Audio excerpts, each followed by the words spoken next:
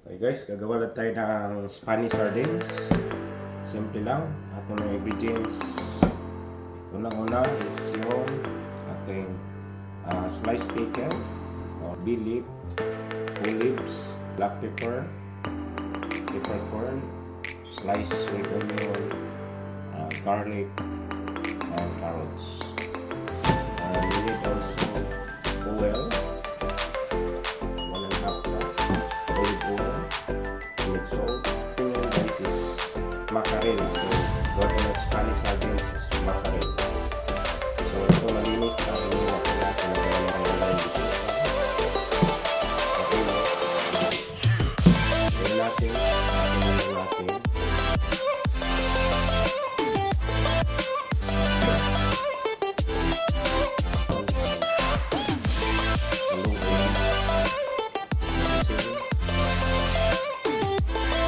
Masarap yung malasa guys. Preserve natin sa sardines kahit matagal. Hindi masisira dahil sa oil saka yung plastic. Ngayon, i-arrange natin dito sa casserole. So, una natin gagawin is maglagay tayo ng sibuyas.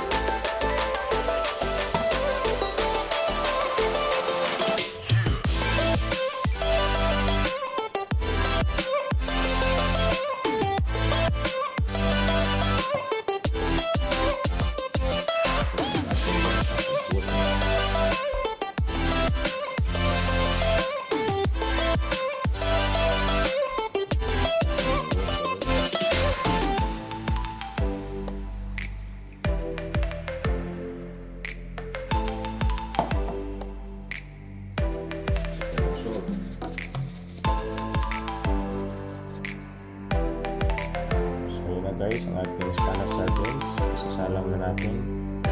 I-cook for about 1.5 hour para mas malambot yung salang na natin. So first, high heat.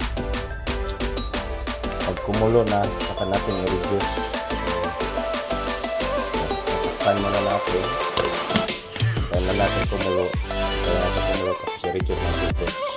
Low fire. So see you later guys. Guys, kumulo na. I-reduce natin yung fire to low. Low heat fire. So kaya natin na luto hanggang 1 hour. See you later guys.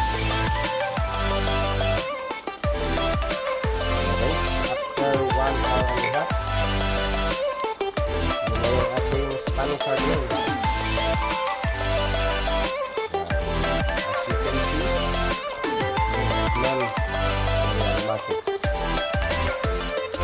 Olives, phillips, onion, garlic in there, carrots. Tara na, tikman natin. Guys, yun ang ating Spanish sardines. Look at that.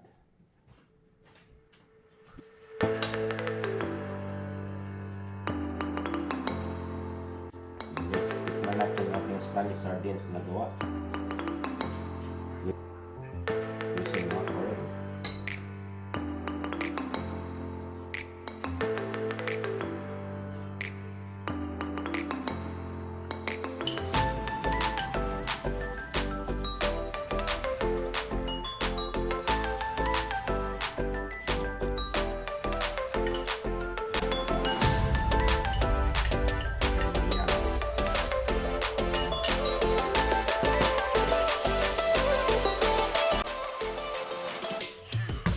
Thank you for watching, and if you like the video, please give me a thumbs up, and please don't forget to subscribe if you are new in my channel, and press the notification bell. See you next time, guys. God bless you all.